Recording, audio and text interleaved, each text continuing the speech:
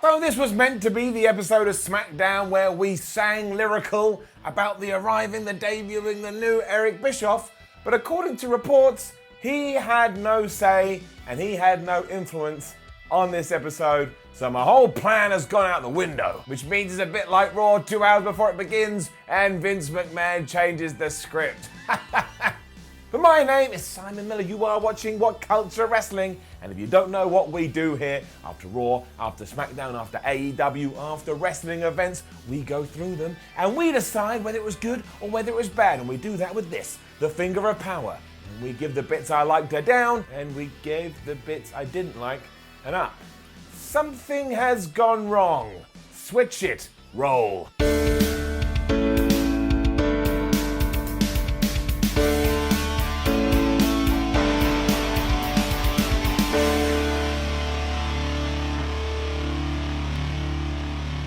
It started off with Shane McMahon confronting Kevin Owens in the backstage area and saying, "Look, Kev, I'm about to host the first ever WWE Town Hall meeting, and I don't want you there. You're banned from the building. You've got to go home." So Kevin Owens picked up his stuff and he left.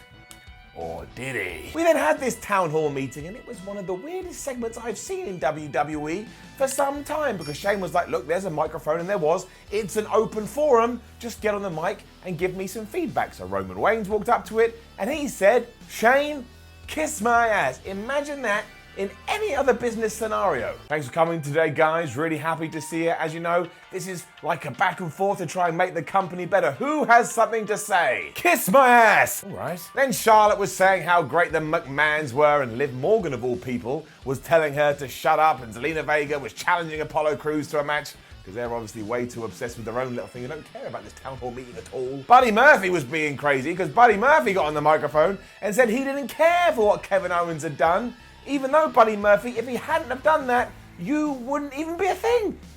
You're the reason he's a thing. What's wrong with you? And then Apollo Crews followed that up straight away, and he said, "Well, Shane, let me speak on behalf of everyone here. We all agree with Kevin." Apollo, the guy before you, had just said he didn't agree. Why don't you listen, Apollo? I've had this conversation with you before. You're not a good listener. Do you remember that time I asked you to put the bread away? I said, "Apollo, please, make sure you put the clip on it and put the bread away in the bread bin." You went, "Simon, I promise I'll do it." And you didn't do it, and now we're having an argument again. Just in case I'm not allowed to say those things, it was obviously a joke. Elias then strummed his guitar, but that went nowhere because the New Day took over and said, while they don't like Kevin Owens, because, you know, Kevin Owens screwed them over, everything he's saying is correct. So Shane McMahon turned their microphone off. I don't really know what this was. Down. It was safe at the end though, because Kevin Owens did magically appear from behind Shane McMahon, and WWE shot that really well, and he gave the boss of SmackDown, Raw, WWE, whatever the hell Shane O'Mac is meant to be, a stone cold stunner, and that made me feel good.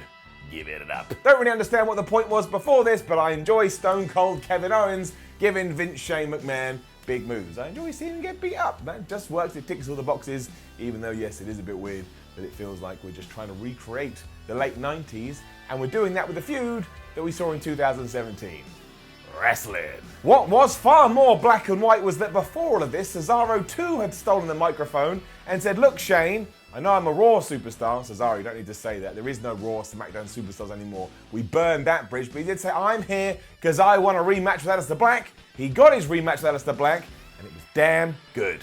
Up. WWE sometimes produces things so weirdly though, because as you can figure out, Cesaro was already there. He had walked down the aisle to get closer to Shane McMahon, who was stood in the ring to ask for this match. And then after Aleister Black had come out, Cesaro's music hit and he did his entrance, which means we have to look at it in the context it was. He was there, he turned around, he walked back up, he went backstage, he sat there, he saw Aleister Black pass him and then went, "I'm gonna go out now." So all I can take away from that is that Cesaro is a pretty weird fella. It was just more of the same given what we saw at Extreme Rules, but I'm alright with that because that rocked and this rocked as well. I mean, it was a little bit short, but I don't care. They hit each other with stiff shots. They were transitioning everything. Aleister Black did that weird feign when he goes to run to the ropes, hits the middle rope and sits down. It just works and it's entertaining. Had a cool ending as well, because when Aleister Black did Black Mass Cesaro right in the face, he spat his mouth guard out, and that made it look even more devastating. Aleister Black won, and there's 2 victories within 48 hours over a guy that is established on the roster. This is the kind of stuff I like. Shane McMahon, forgot to do my wiggles, Shane McMahon and Dolph Ziggler were then discussing how the main event of this show should be Dolph Ziggler versus Kevin Owens, but we can't do that because Shane McMahon has banned Kevin Owens from the building, even though we saw Kevin Owens in the building around about 67 seconds ago. It also shouldn't be the main event because I saw Kevin Owens beat Dolph Ziggler in 15 seconds at the pay-per-view, but Shane McMahon said, well, Dolph, if you can sort it out, I'm happy to sign off on that match. You also got Daniel Bryan's very good post-Extreme Rules promo, which if you haven't seen, you should go watch, where he said he was going to make a massive announcement this evening, and I had gotten really excited because I assumed that meant, what a silly boy I am, what more, look at that guy, nerd, geek. I assumed I would have got it on this evening, but we'll talk about it. Then following their fallout earlier in the evening, we did indeed get Charlotte Flair, here she is, versus Liv Morgan. And this made me so happy, it made me so pleased. I don't think I've ever seen Charlotte Flair versus Liv Morgan, and if I have, it has fallen out of my brain. So this felt new, and this felt fresh. And we had a little twist at the end.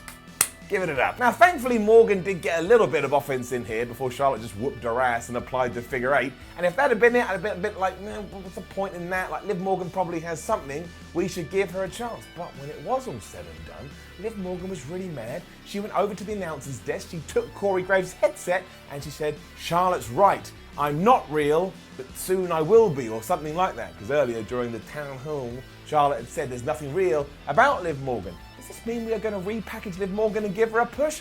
I need that. I need some fresh blood. Do it. New characters are appreciated. That's what I want the theme of this episode to be. New characters are appreciated, which is why when we cut to the back and Dolph Ziggler was getting a phone number, Kevin Owens' phone number, I should say, from a referee, I just went meh. It was then Sonya Deville and Mandy Rose teaming up to take on Ember Moon and a mystery partner. Obviously, WWE teased that last week, so we've had a whole week to question who is the mystery partner gonna be?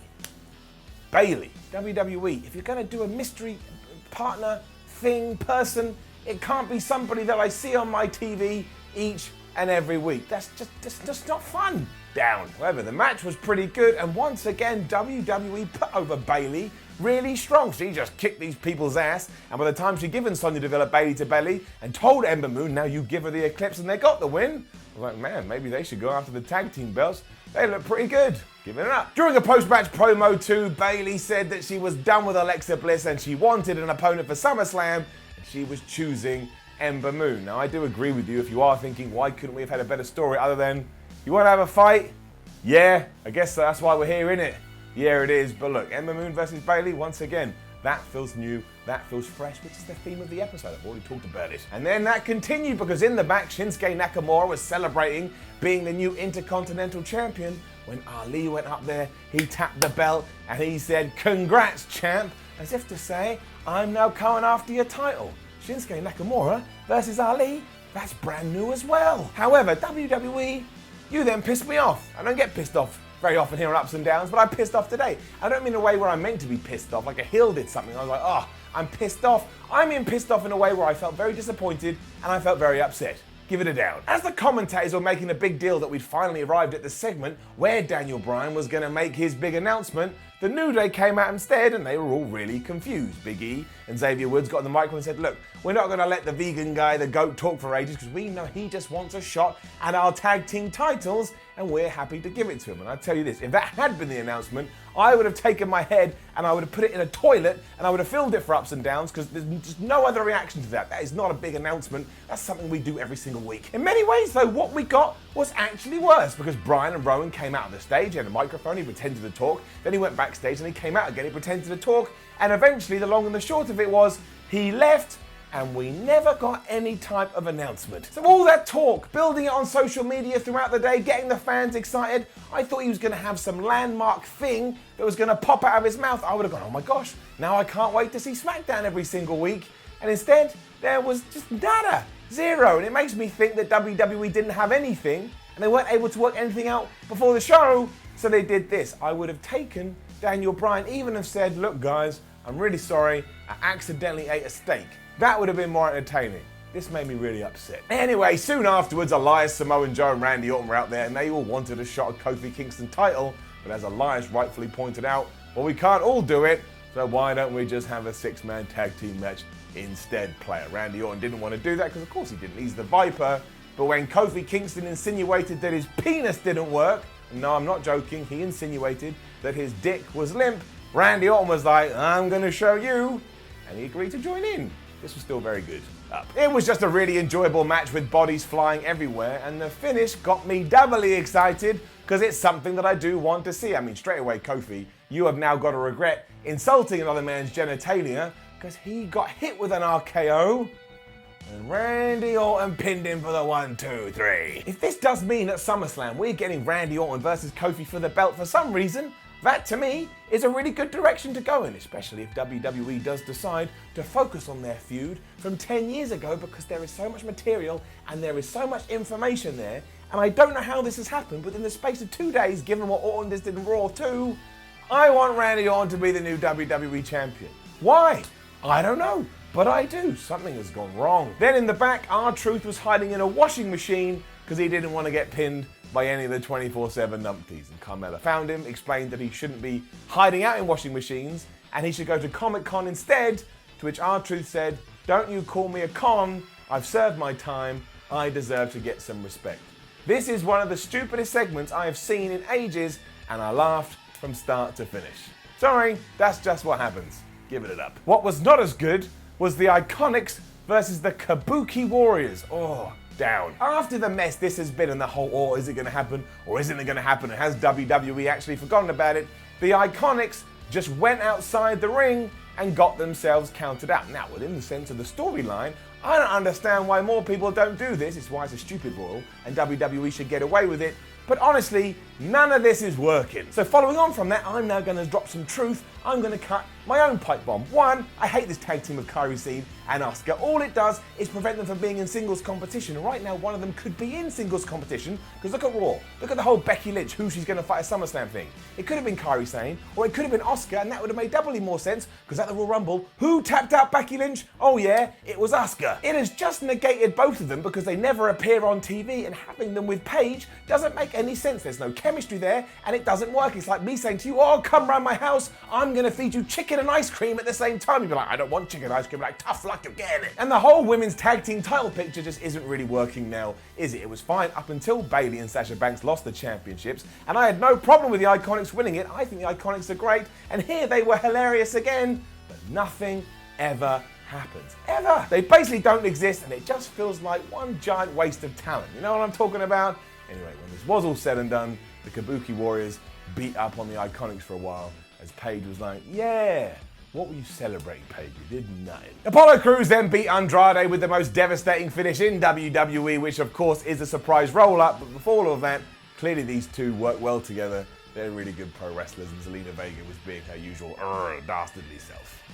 Give it up. It's main event time now, and I really do not understand why we went back to Dolph Ziggler versus Kevin Owens. I mean, we've already touched upon the fact that Owens beat him at 15 seconds at Extreme Rules, so why would anybody give him this opportunity? And also, really, it was too much Shane McMahon stuff this evening.